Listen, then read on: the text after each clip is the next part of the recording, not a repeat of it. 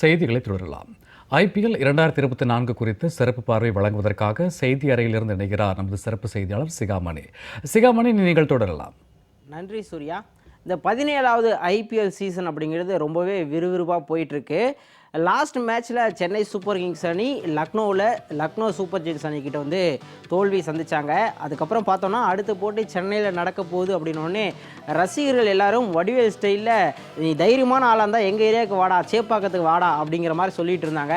ஆனால் நேற்று இந்த போட்டி முடிவடைஞ்சதுக்கப்புறம் சிம்பு ஸ்டைலில் என்னடா எங்கள் வீட்லேயே அடிக்கிறீங்க அப்படிங்கிற மாதிரி ஒரு நிலைமைக்கு வந்து லக்னோ பிளேயர்ஸ் வந்து சிஎஸ்கே ஃபேன்ஸ் வந்து தள்ளிட்டாங்க அப்படி சொல்லலாம்.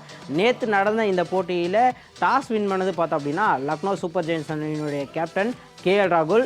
டாஸ் வின் பண்ண உடனே டியூ வரதுக்கான சான்ஸ் இருக்குது அப்படிங்கிறதுனால அவர் வந்து முதல்ல வந்து பந்து வீச்சை தேர்வு செஞ்சுட்டாரு. ஸோ சென்னை அணியில் பார்த்தோம் அப்படின்னா ஓப்பனிங்லேயே ஒரு சேஞ்ச் பண்ணியிருந்தாங்க. ரச்சின் ரவீந்திரா போட்டி வந்து நல்லாவே சூப்பராக ஸ்டார்ட் பண்ணியிருந்தார். ஒரு 46 ரன்ஸ் அடித்தார். பட் அடுத்தடுத்த போட்டிகளில் பெருசாக அவருடைய பேட்டில் இருந்து ரன் வராத காரணத்தினால நேற்றைய போட்டியில் வந்து அவர் வந்து இடம் பெறல. ஸோ தொடக்க ஆட்டக்காரர்களாக கேப்டன் ருத்ராஜ் கெய்க்வாட் மற்றும் அஜிங்கியா ரஹானே 2 பேரும் களமிறங்கினாங்க.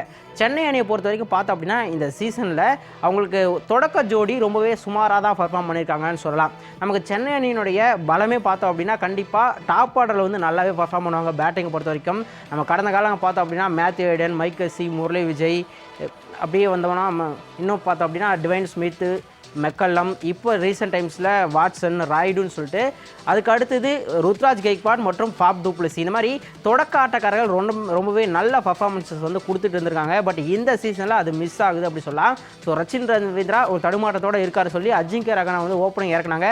பட் அவரும் நேற்று வந்து ஏமாற்றத்தை கொடுத்துட்டாரு. முதல் ஓவர்லேயே தன்னுடைய விக்கெட்டை வந்து இழந்தார் 1 ரனுக்கு. அதுவும் குறிப்பாக சொன்னால் அந்த விக்கெட்டை வந்து மேட் ஹென்ரி எடுத்து கொடுத்தாரு லக்னோக்காக.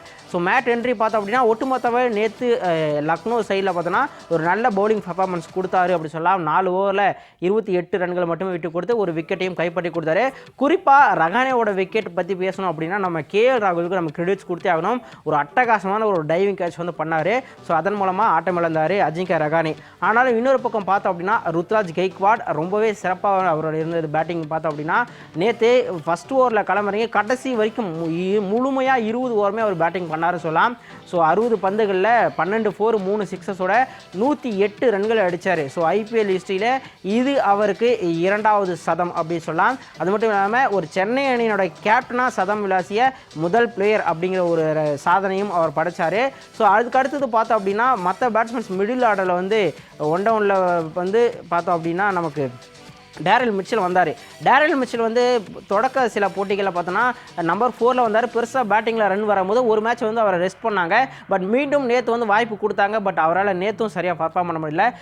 மறுபடியும் ஒரு ஏமாற்றம் அப்படி சொல்லலாம். அதுக்கு அடுத்தது வந்து ரவீந்திர ஜடேஜா. லக்னோவில் நடந்த போட்டியில் ரவீந்திர ஜடேஜா வந்து இந்த மாதிரி ஏர்லியராகவே விக்கெட் விழுந்தனால பவர் பிளேக்குள்ளேயே வந்தார். கொஞ்சம் நிதானமான ஆட்டம், ஒரு 40 பந்துகள் 57 ரன்கள் எடுத்து கொடுத்தாரு. பட் நேற்று அது நடக்கலை. நேற்றும் பவர் பிளேக்குள்ளேயே பேட்டிங் வந்தார். ஆனால் பார்த்தோம் அப்படின்னா பெருசாக அவரால் ஸ்கோர் பண்ண முடியல. பட் ஆனால் அதுக்கு அடுத்தது வந்தது சிவம் டூபே. நம்ம ஆறுச்சாமி சிக்ஸர் சிவம் டூபே பார்த்தோன்னா நேற்று ரொம்பவே அட்டகாசமாக இருந்தது அவருடைய பேட்டிங். குறிப்பாக சொல்லணும்னா நிறைய சிக்ஸஸ்கள் வந்து நேற்று அவரோட பேட்டில் வந்து நம்மளால் பார்க்க முடிஞ்சுது. 3 4 7 சிக்ஸஸோட வெறும் 27 பந்துகளில் 66 ரன்கள் அடித்தார். ஸோ ஒரு பக்கம் விக்கெட் முதல்லே 2-3 விக்கெட் விழுந்தாலும் கூட சிவம் டூபே அண்ட் ருத்ராஜ் கெய்க்வாட் வந்து நல்லாவே டீமோட ஸ்கோரை வந்து கொண்டு போனாங்க அப்படி சொல்லலாம். ஸோ இதன் காரணமாக ஈஸியாக அந்த டீம் வந்து பார்த்தோன்னா 200 ரன்களை வந்து டச் பண்ணாங்க. அது மட்டும் இல்லாமல் சிவம் டூபே அதிரடிக்கு பேர் போனவர் நமக்கு தெரியும். ஒரு அட்டகாசமாக ஒரு ரெக்கார்ட் பண்ணியிருக்காரு. சென்னை அணிக்காக பார்த்தோம் அப்படின்னா 2022 அவர் விளையாடிட்டு இருக்காரு. ஸோ 1000 ரன்களை வந்து பூர்த்தி செஞ்சிருக்காரு. சென்னை அணிக்காக 1000 ரன்களை கடந்த 13வது வீரர் அப்படிங்கிற ஒரு பெருமையை பெற்றாரு சிவம் டூபே. கடைசி கட்டத்தில் பார்த்தோன்னா லாஸ்ட் ஓவரில் வந்து 4வது பந்தில் அவர் வந்து ரன் அவுட் ஆனார். ஸோ அதன் காரணமாக சென்னை ரசிகர்கள் எல்லாரும் தலை எப்போ வருவார் அப்படின்னு சொல்லி எதிர்பார்த்து காத்துக்கிட்டு இருந்தால் அந்த ஒரு நிமிடம் வந்தது. கடைசி பந்தை சந்தித்த ஒரே பந்தில் ஒரு அட்டகாசமான ஒரு பவுண்டரியை விளாசினார் எம்எஸ் தோனி. ஸோ தொடக்கத்திலே அஜிங்கியா ரஹானே 1 ரனில் ஆட்டம் இழந்தாலும் ருத்ராஜ் கெய்க்வாட் ஒரு 108 ரன்கள், டேரல் மிச்சல், ரவீந்திர ஜடேஜா 10-13 ரன்கள் வந்து ஆட்டம் இழந்தாங்க. சிவம் டூபே அட்டகாசமான ஒரு நாக்கு 66 ரன். ஸோ இதன் காரணமாக பார்த்தோம்னா 20 ஓவர்களில் 4 விக்கெட் இழப்புக்கு 210 ரன்களை சேர்த்தாங்க Chennai super Kings. So Chennai Chepauk மைதானத்தில் 210 ரன்கள் அப்படிங்கிறது ஒரு நல்ல டார்கெட் தான் அப்படி சொல்லி எதிர்பார்க்கும்பொழுது இதை சேஸ் பண்ணுறதுக்கான சான்சஸ் இருக்கானா கண்டிப்பாக லக்னோ சூப்பர் ஜெயின்ஸ் வந்து எதிர்பார்த்து இருக்கிறது தொடக்க ஆட்டக்காரர்களான கேஎல் ராகுல் மற்றும் குவிண்டர் டிகாக். இவங்க 2 பேர் பேட்டில் இருந்து ஸ்கோர் வந்தால் தான் வெற்றி பெற முடியும் அப்படிங்கிற ஒரு கட்டாயம் இருந்தது. ஆனால் முதல் ஓவர்லேயே வந்து சிஎஸ்கேக்கு வெற்றி வந்து ஒரு நல்ல ஒரு ப்ளஸ் பாயிண்ட் நடந்தது சொல்லலாம். இந்த ஐபிஎல்லை பொறுத்த வரைக்கும் பார்த்தோம் அப்படின்னா பவர் பிளேயில் சென்னை சூப்பர் கிங்ஸ் அணி வந்து பெருசாக விக்கெட்ஸ் வந்து எடுக்க மாட்டாங்க. அதுக்கு முக்கியமான காரணம் தீபக் சகரனுடைய பந்து வச்சு அந்த அளவுக்கு எஃபெக்டிவாக இல்லை. இது வரைக்கும் ரொம்ப சுமாராகவே தான் விளையாடிட்டு இருந்தார். பட் நேற்றைய போட்டியில் முதல் ஓவர்லேயே டிகாக்கோட விக்கெட்டை வந்து கைப்பற்றி கொடுத்தாரு. ஸோ டிகாக் க்ளீன் போல்ட் ஆனார். 3வது பந்திலேயே ஒரு 0 ரன்கள் ஆட்டம் இழந்தார். தீபக் சகர் முதல் பவர் பிளே மட்டும் 2 ஓவர் போட்டார். 2 ஓவரில் 11 ரன்கள் கொடுத்து டிகாக்கோட விக்கெட் எடுத்து கொடுத்தாரு. அடுத்தபடி பார்த்தோன்னா அவருக்கு வந்து ஓவர்ஸ் கொடுக்கல. ஸோ ஆனாலும் கூட ராகுல் நல்லாவே ஸ்டார்ட் பண்ணார். அட்டகாசமாக ஒரு 6 ஒரு பவுண்டரி அடித்தார்.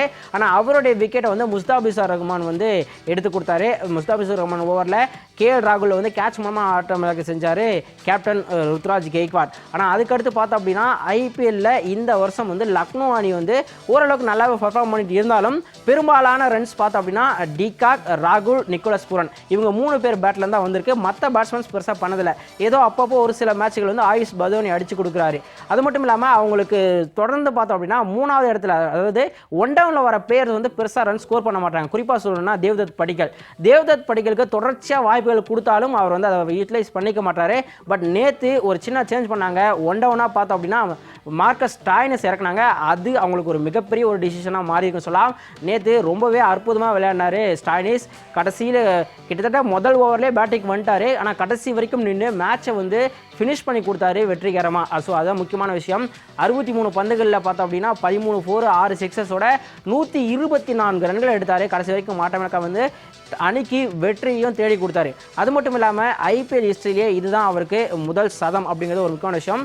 ஏற்கனவே சொன்ன மாதிரி இவர் ஒரு பக்கம் நிலச்சி நின்று ஆனாலும் அதுக்கடுத்து வந்த பேட்ஸ்மேன் தேவ்தத் படிக்கல் தொடர்ந்து சொதப்பிட்டு இருக்காரு. இந்த சீசனில் இது வரைக்கும் அவர் ஒரு ஆஃப் செஞ்சுரி கூட டச் பண்ணல அப்படிங்கிறது ஒரு சோகமான ஒரு விஷயம்.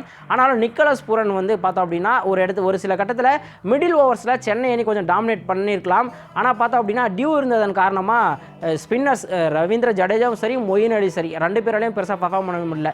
ஸோ அந்த மிடில் ஓவர்ஸில் வந்து நிறைய ரன்ஸ் ஸ்கோர் பண்ணாங்க. அதுக்கு முக்கியமான காரணம் நிக்கோலஸ் பூரன். வெறும் 15 பந்துகளை சந்தித்தாலும் 3 4 2 சிக்ஸஸோட 34 ரன்களை வந்து எடுத்து கொடுத்தாரு நிக்கோலஸ் பூரன். அதே சென்னை தரப்பில் பார்த்தோம் அப்படின்னா சென்னை அணி ஸ்பின்னர்ஸை வந்து ஹெவியாக பேக் பண்ணுற ஒரு டீம். ஏன்னா அவங்க தான் வந்து கேம் வந்து கண்ட்ரோல் பண்ணி கொடுப்பாங்க. பட் ஆனால் நேற்று அது நடக்கலை. டியூ இருந்தனால 2 பேருமே நிறைய ரன்ஸ் போனாங்க, மொயின் அலியும் சரி ஜடேஜாவும் சரி. ஸோ அப்படி இருக்கும்போது ஃபாஸ்ட் பவுலர்ஸ் தான் போட்டாகணும் அப்படிங்கிற ஒரு கட்டாயத்தில் இருந்தாங்க. ஆனால் நிறைய ஆப்ஷன்ஸும் இருந்தது சென்னை அணிக்கு. கிட்டத்தட்ட 7-8 பவுலர்ஸ் இருக்கிற ஆப்ஷன்ஸ் இருந்தது. ஆனால் எல்லாருமே நிறைய ரன்ஸ் கொடுத்தாங்க அப்படி சொல்லலாம்.